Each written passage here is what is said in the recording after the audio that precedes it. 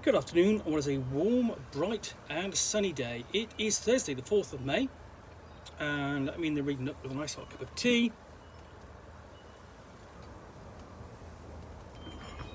And a parcel to unbox. Fairly slim. Up.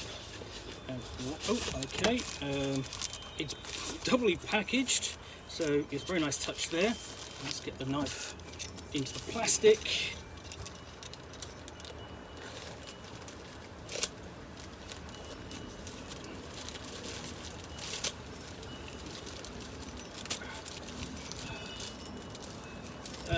Almost there. It's yeah.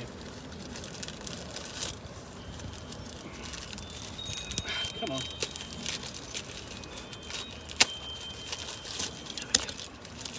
And what I have a copy of is Wyrd Science.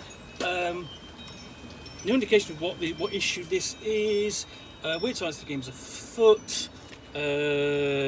Interestingly, yes. This will be the 4th issue, though.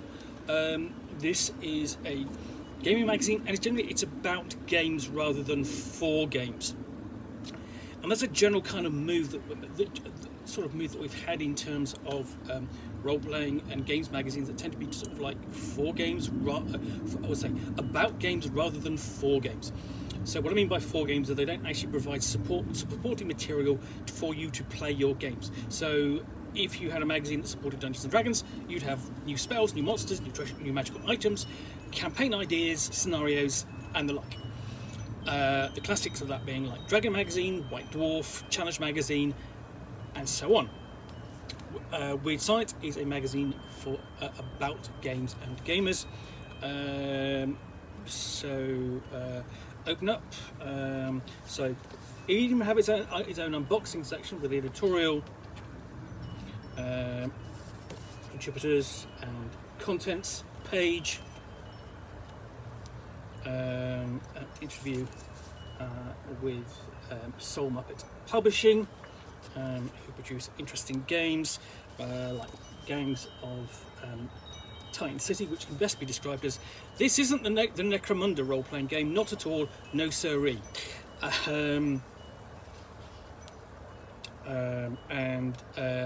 Cast Pod interviews people who basically the people who run individual podcasts. So this time it's What Am I Rolling? So talking with the people who run that, and essentially it's an RPG one-shot podcast. So you listen to it and you get a taste for what a game is like.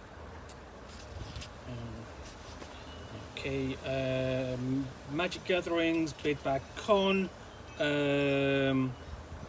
Takes place in California, so it's kind of a bit out for us because this is an English or a British magazine.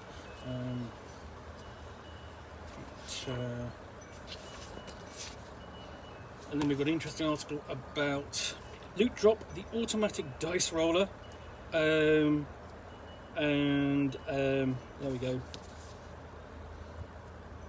And you sort of like, it's sometimes interesting to think about just how long we've had these automatic dice rollers. You know, they sort of like occasionally you'll see a Kickstarter for one, or somebody will refer to another. It's an interesting idea, but on the whole, you're kind of going, yeah, I just kind of like rolling dice. It's more fun.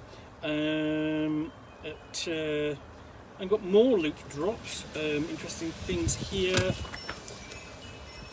So yes, we even have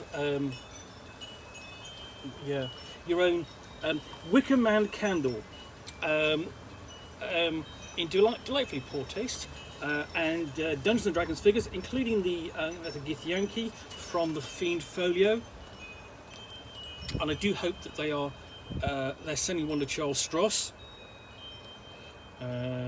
Investigative games. So yes, there's also been a sort of like series of articles that sort of like dealing with particular aspects of role playing. So this time it is the games afoot, investigative games. So of course the one to touch for that is Trail of Cthulhu, and Knights Black Agents. More recently, Brindlewood Bay.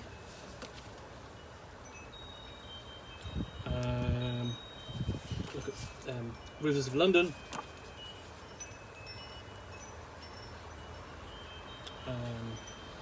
but,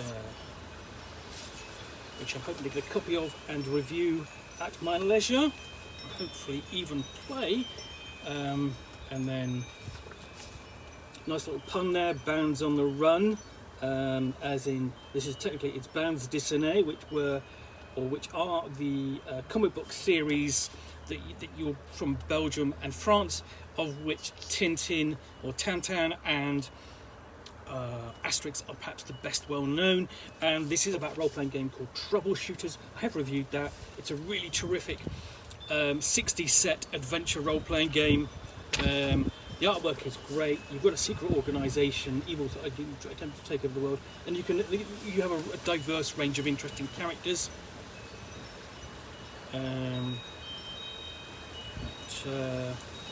And then talk about Werewolves of Britain, which is a supplement for Liminal. I have reviewed that as well. Best in joke on I've seen on the in the artwork, which is very amusing, but you really now have to know where it comes from. It's so in. And then so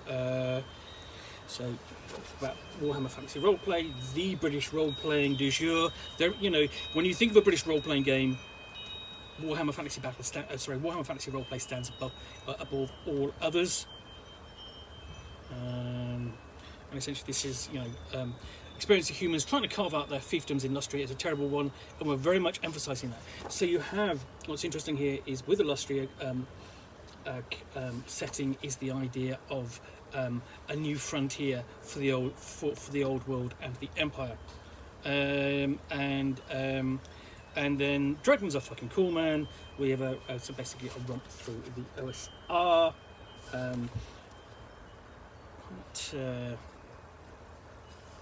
I'm talking about some of the interesting things about that. Because if you do look, there are interesting old school Renaissance games out there. There are, and then we have Vini Vidi Ludo. A game I played.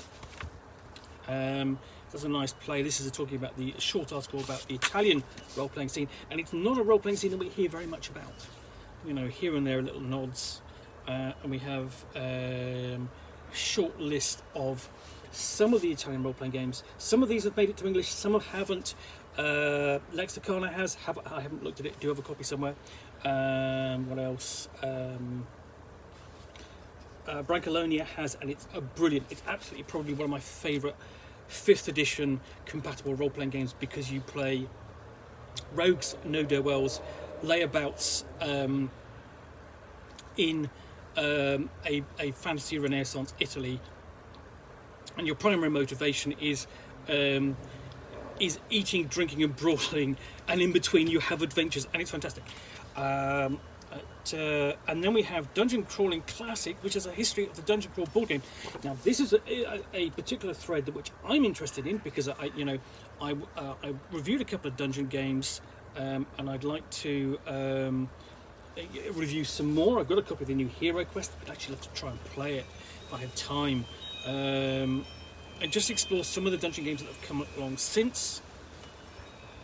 And then we have, carrying on the theme of a dungeon board game, we have an interview with Isaac Childress, who created Gloomhaven, which is the massive role-playing board campaign, and so on.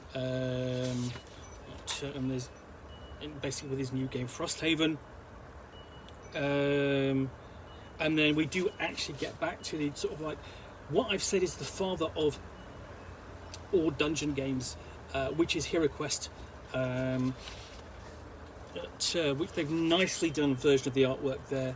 And I've done unboxing of all the new content which Wizards of the Coast or Hasbro has brought out, because it's Hasbro, not through Pulse, not Wizards of the Coast, which you think it should be, because it's a role-playing game. And I've said it's the father of all dungeon games, because all dungeon games kind of use that as a template, and they've descended from that more or less. There were dungeon games beforehand, obviously Dungeon from TSR and Sorcerer's Cave, which are both interesting in their own right.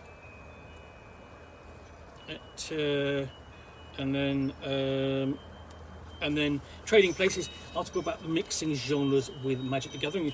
That's mixing different worlds with Magic the Gathering. And then hit points, we have these are the review sections. So looks like Game of the Month is Undaunted Stalingrad. That's the deck building game, 2-player deck building game. Published by Osprey Games, and yeah, so various reviews. Some of these I have seen, some of them I've reviewed, some of them I have on my shelf waiting to be reviewed. Folklore Bestiary, I've got a copy of that, and it's a fantastic looking book.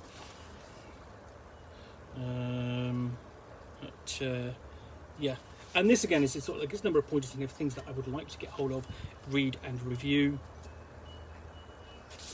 So yeah, that is